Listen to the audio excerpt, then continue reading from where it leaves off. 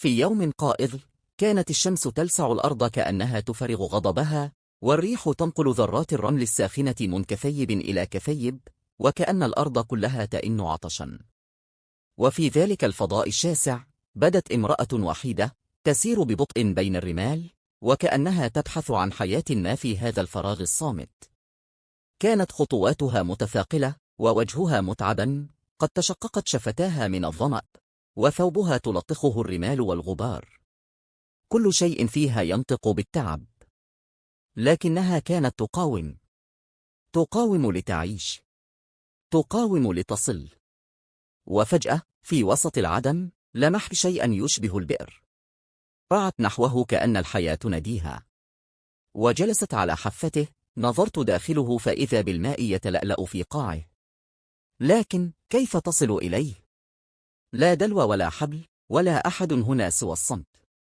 فتحت عباءتها، نزعت خفها الجلدي، ربطته بطرف ثوبها، ثم اسقطته إلى البئر بحذر حتى لامس الماء، ثم سحبته وقد امتلأ قطرات كانت عندها أغلى من الذهب.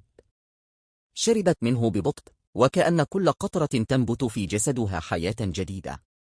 لكن القصة لم تنتهي هنا، إذ فجأة، ومن خلف أحد الصخور، ظهر كائن آخر أضعف منها. كلب هزيل يزحف، لسانه يتدلى من العطش، عيناه تملأهما الرجاء. اقترب منها لم ينبس بصوت، لكن نظراته كانت أبلغ من كل الكلمات. نظرت إليه. سكتت لحظة، ثم تنهدت.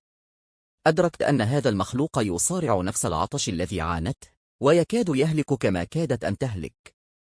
فما كان منها إلا أن أعادت خفها إلى البئر، ملأته مرة أخرى، ثم دنت من الكلب، وقربته من فمه، فشرب الكلب بنهم. كان مشهدا بسيطا، لكنه كان عظيما في ميزان الرحمة. وفي تلك اللحظة، وكأن السماء قد رأت، وغشي المكان نور ناعم هادئ. نور لا يرى بالعين، بل يشعر به في القلب. نور الغفران.